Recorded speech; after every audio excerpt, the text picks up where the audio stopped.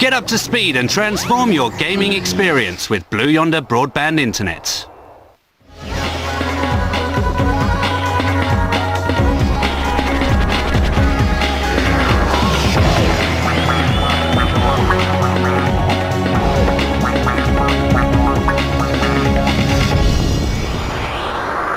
Hello and welcome to Gamer TV. Keep watching because it's time to catch up with some old friends. We get in the party mood with Mario Party 6. Our buddies Team 3D tell us the secrets to becoming world Counter-Strike champions. We'll just relax, we'll watch movies, just hang out, play cards, just have a good time. And our old pal Caesar has an unfortunate mishap in Shadow of Rome. But right now, here's today's first dose of Mario in our first ever DS review. Should we believe the hype? Dear Mario, please come to the castle. I've baked a cake for you. Yours truly, Princess Toadstool. Life certainly moves at a fair lick. If anybody had told us back in 1996 that one day we'd have the equivalent of two N64s nestling in our back pockets, they'd be bouncing round a rubber room by now. Nevertheless, Super Mario 64, the game that once had us lying at its feet like baby seals, has gone all portable and multi-screened. This pack is actually two games in one. First comes the Mario 64 we know and love. You can play as Mario, Luigi, Wario, or even dear old Yoshi this time around. Nintendo have also crafted a couple of new levels. Individual tasks may be simple, but the whole thing has been woven together with such care, you're sure to be captivated whether you're playing on the bus or not. Then come the mini-games. We have clever card games, wanted posters, sound puzzles. We even have a variation on this classic romantic tease. It requires no skill whatsoever, but, you know, it's funny. It's these games that really put that second screen to good use, and the whole affair feels like a slightly killer application.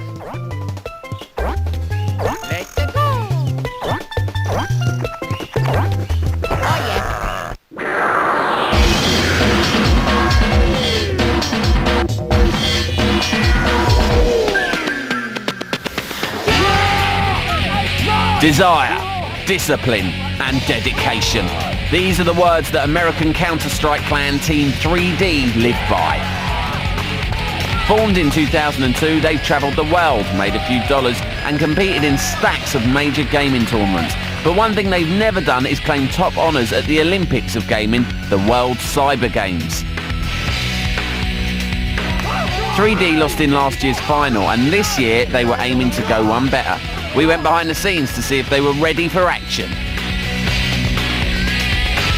So what's going on now? Basically, we've got a couple of guys that are just resting up. We got Johnny Bombs over there typing away at the computer, and we've got Kyle over here. He loves his Game Boy. Here's Ronald over here. He's always sleeping. So we just finished opening ceremonies here at World Cyber Games San Francisco. Fireworks, the concerts, the shows. You know, see everyone in a friendly environment until the matches start for us on Friday. So that's when you know, we turn on the game face and really just start to kick some ass.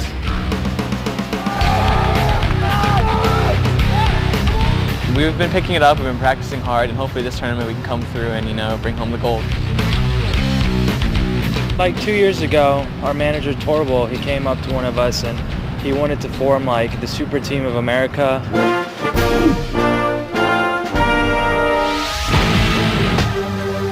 With the weight of a nation's hopes on their shoulders, Team 3D were expected to produce the goods. Alright, so here we are, beginning of day 3, World Cyber Games. We're just getting ready. Should be able to advance past group play with that much of a problem. We don't get nervous anymore. I mean, I don't think any of us come to the table just feeling nervous about any particular match. We also just relax, we'll watch movies, just hang out, play cards, just have a good time. 1 hour. 3D took no prisoners in the early rounds and cruised to victories against Romania and South Africa. Their reward was a place in the semi-finals against old rivals Stroke Commando of Sweden. Last year we lost, and I don't want to leave this time a loser, so first or nothing. Second place or 64th, it's all the same to me. I want to win.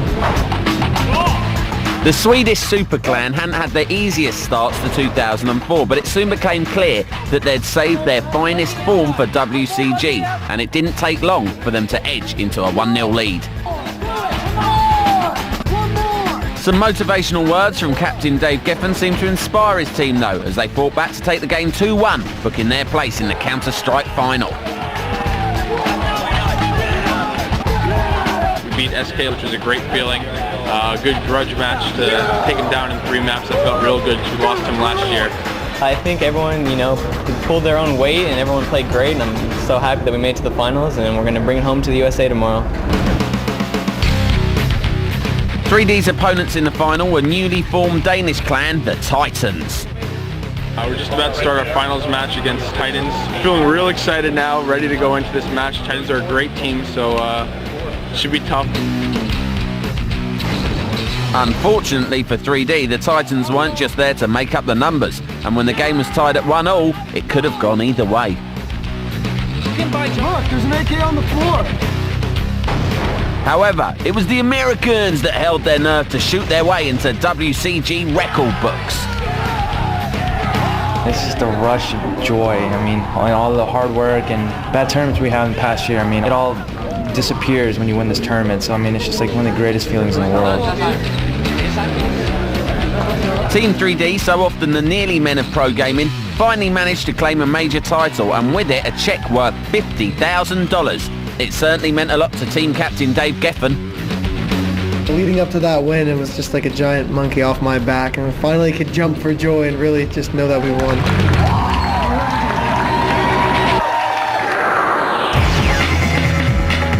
You want gossip, news and informed conjecture? You're in the right place, my friend. Here's Spam Filter.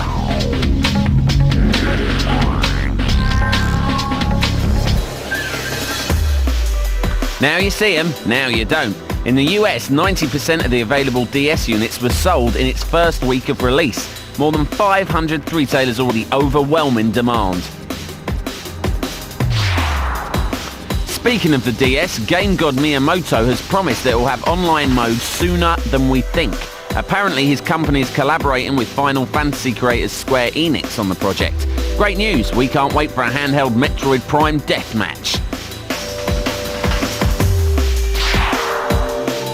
Speaking of death matches, Valve Software have unleashed a little surprise for their loyal fans. Half-Life 2 now has its own online multiplayer mode called Half-Life 2 Deathmatch. So now players in London can throw gas canisters at their pals in New Zealand. Speaking of New Zealand, the country formerly known as Middle-earth has decided that there's one dwarf not welcome on their shores. The Gary Coleman featuring totally offensive and really not very good FPS, Postal 2, has been banned in the land of Lamb.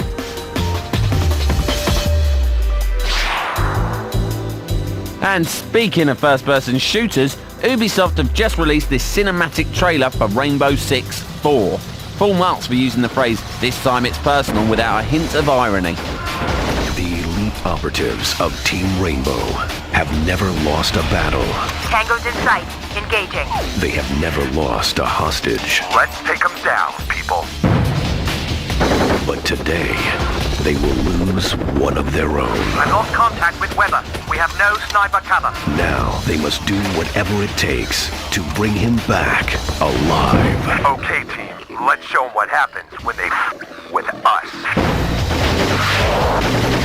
This time, it's personal.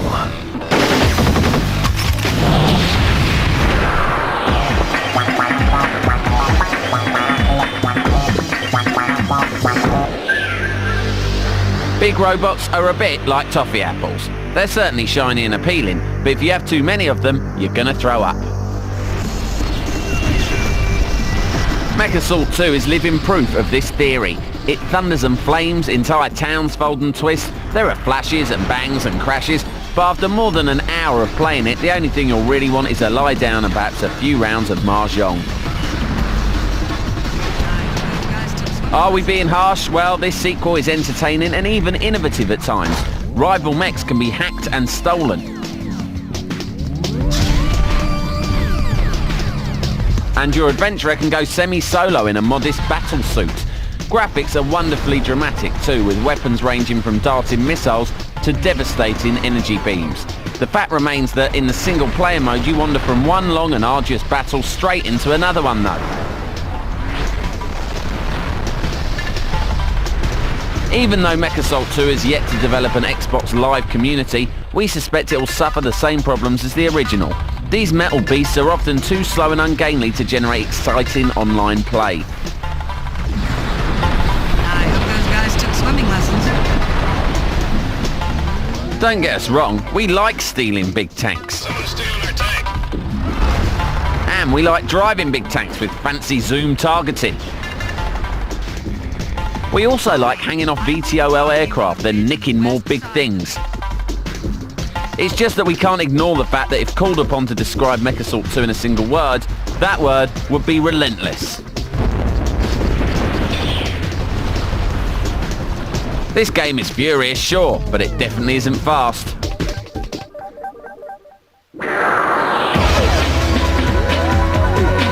Still to come on Gamer TV, Japan's premier superhero returns yet again.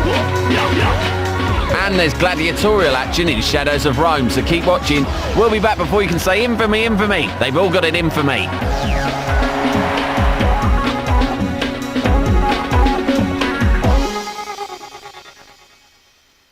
Get up to speed and transform your gaming experience with Blue Yonder broadband internet.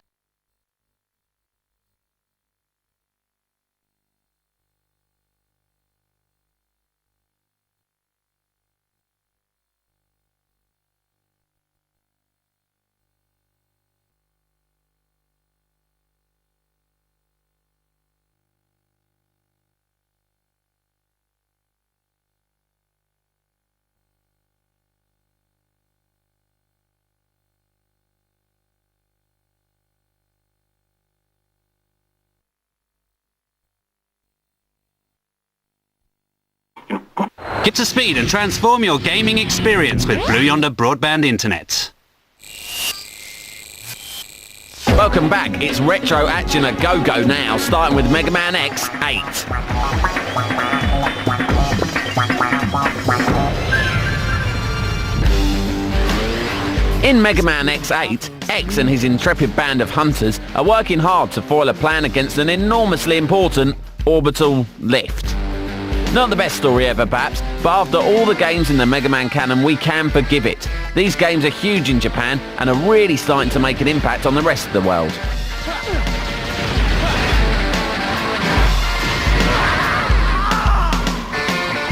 Each of the hunters has a unique, but you'll need to combine all three of them if you really want to do well. Let me help. This game may be relatively simple, but it sure is varied. Witness gravity-altering chambers, mecha-style robot suits, and of course bosses the size of libraries.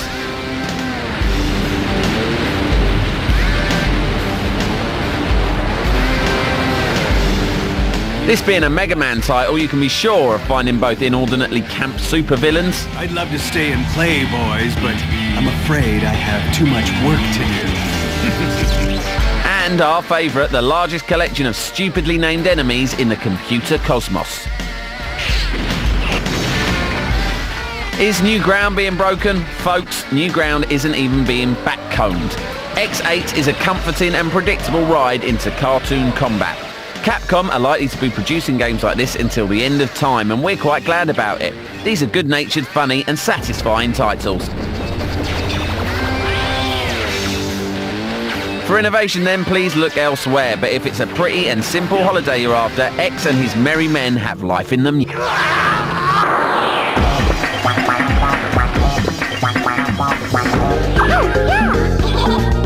Mario and his buddies sure know how to have a good time, so much so, they wrapped up quite a number of multiplayer shindigs. Now Mario Party 6 is available for the GameCube.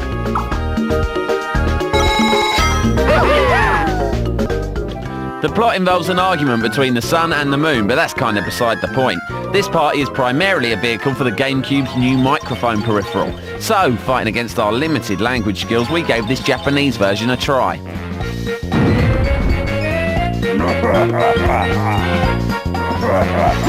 The games that use the microphone control feature fall into 3 categories. You have the quiz show, where you'll speak directly into the mic to answer memory-related questions or problems, like guess the character in the blurred-out picture. Then there are battle modes, where the player holding the mic will bark orders to launch attacks on the other 3.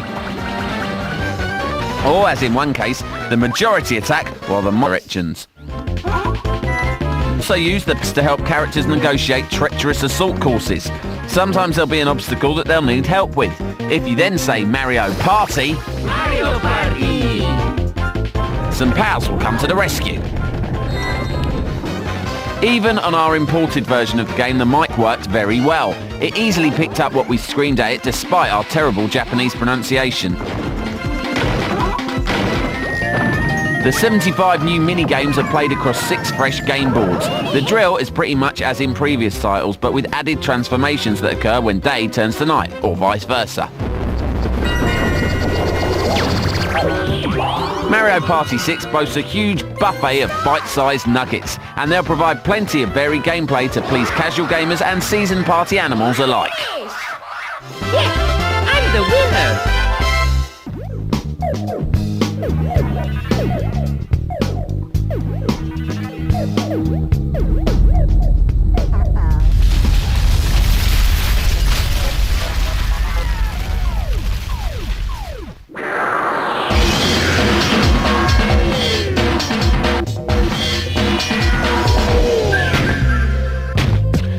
Blockbuster games like Half-Life 2 are all very well, but what happens when you want something a little bit different from your friends?